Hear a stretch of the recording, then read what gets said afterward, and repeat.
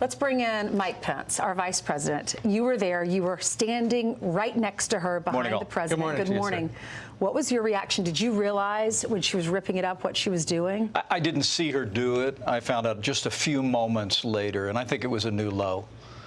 I wasn't sure if she was ripping up the speech or ripping up the Constitution. I mean, it's clear the contrast here was a president who spent an hour and a half making the speech about America. Right. And Nancy Pelosi in the final moments tried to make it about her. And I think the American people see through it. I think they see through the pettiness. They see through the politics of all of it. And I think what they got last night was a speech that lifted up the country, that celebrated the incredible progress that we've made in our economy, rebuilding our military, strengthening our courts. But the stories that the president told were American stories. Right. And I just know it was a great blessing to people all across America, and it's one of the reasons why you see the momentum growing behind this president. And I just have a strong feeling that she's going to be the last Speaker of the House to sit in that chair for a long time. You know, when you look at it, given the fact that we've never seen anything like that before, I think some people thought, well, that's kind of a sore loser move. That's like if at the end of the Super Bowl, the 49ers took the Lombardi trophy away from the Chiefs and spiked it or something like that. You think that she planned to do that all along? It felt like it. It was such an immediate moment. And I just don't, I've been to a lot of State of the Union addresses as a member of Congress, and now this was my fourth as a vice president of the United States. And there's always a basic decorum and a basic respect. But to have her stand up and tear up that speech really dishonored the moment, and I really thought it was beneath the dignity of a joint session of Congress, and I think it'll be remembered as such. So a lot of people said, and in fact, the White House tweeted out, when she ripped up that speech, she ripped up the last surviving Tuskegee Airmen, the survival of a child born at 21 weeks, the mourning of the family of Rocky Jones, Kayla Mueller, and the service members' reunion with his family. That's what that speech represented. Jody Jones joined us in studio. His brother was a victim of an illegal immigrant, killed him. Listen to what his take was. It felt like she ripped our hearts out. Everybody there, all the guests, we couldn't believe it.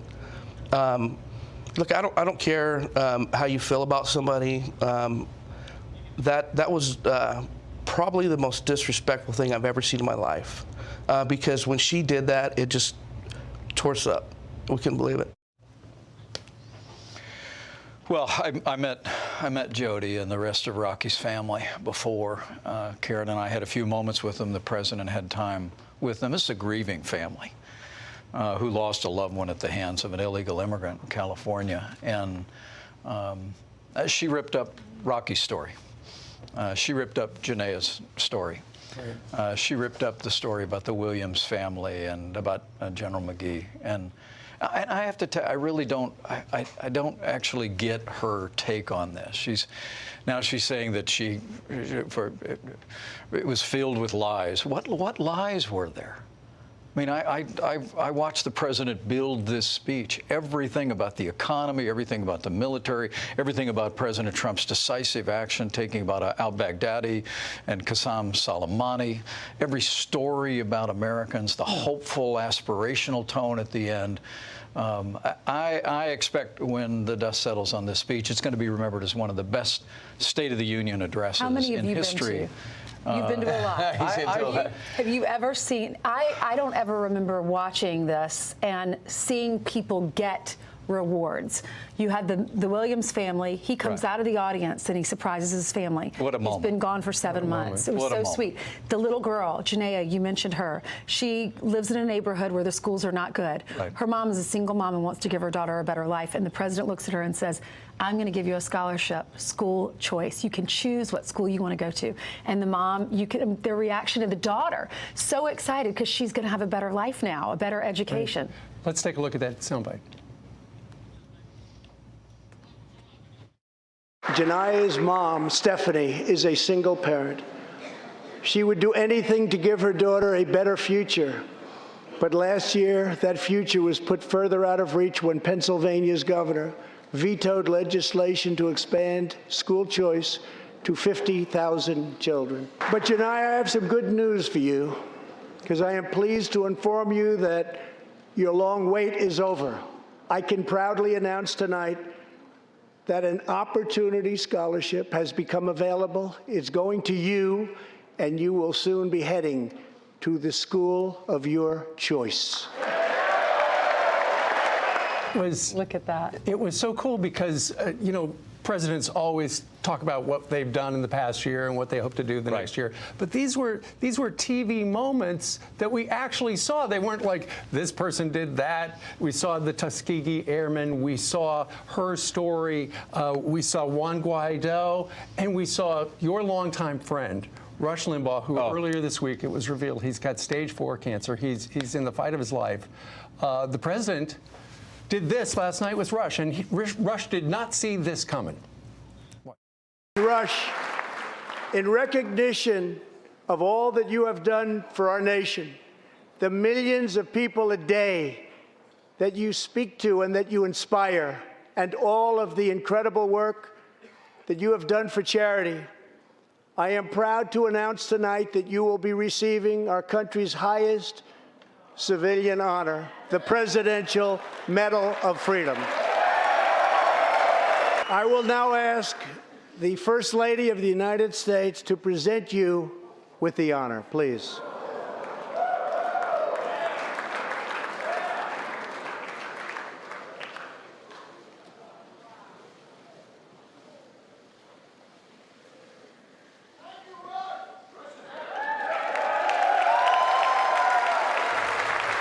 Because, Mr. Vice President, that always happens at the White House. It never happens in Congress. Rush did not see that happening. You've known Rush for a very long time. You were on the radio together when you were back in Indiana. I was back in the 1990s when he became a national phenomenon. 30 years ago, I was in the radio business, and I mean, it's what Sean Hannity said the other night. I mean, Rush Limbaugh really. He plowed the way for conservative men and women on the airwaves of America, not just radio, but I think television. And his contributions to this country, his contributions to the conservative movement are innumerable. And I know for a fact he didn't expect the medal last night. I reached him shortly after he and Catherine left the Capitol, and he was very moved and told me that he was going to spend the rest of his life trying to earn it. And I said, Rush, wow. You've already earned it. Right. You've already earned it. Everything you've done to uphold values and ideals that have made this country great. What did your wife say that they were saying after it happened? Because I saw that she was sitting next to Rush's wife. It was. You have to remember, this is a challenging moment for them with his diagnosis. He's a strong guy. I know that millions of Americans, including our families, are going to be praying for him and a swift recovery, but Karen said they were very moved, and she just assured them of our prayers. And Rush told me last night that his wife said that God is working in all of this. And I believe that moment, which the president, we all found out about Rush, and then the president just had this thought to say, I want to have you come to the State of the Union He's address. always a TV producer. But then he didn't. But then he said, he told him, he said, I know you've got some medical procedures this week, but I'd like to have you there. But he didn't tell him he was going to give him the highest civilian honor. Now, you notice that the Speaker of the House didn't even look up. I mean, if you see the video, she wouldn't even look up. Here's someone with stage 4 cancer. Yeah.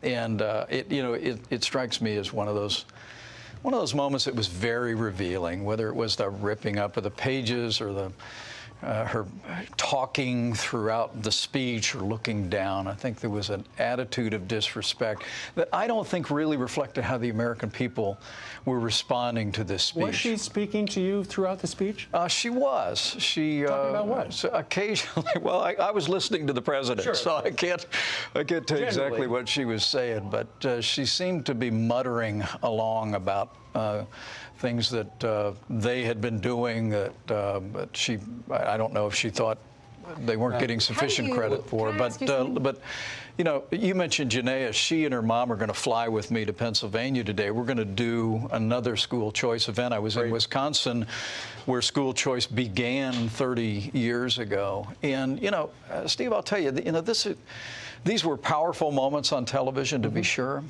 but it's because they were real. Absolutely. It's because in Pennsylvania, we have a governor who just vetoed a bill that would have expanded educational choice opportunities to let families just like Janaea's be able to choose the best public, private, homeschool for their family. And he vetoed the bill and denied it. And that's why the president last night said, not only do we want to open doors for Janaea, but we want to open freedom scholarships for people all across this country. So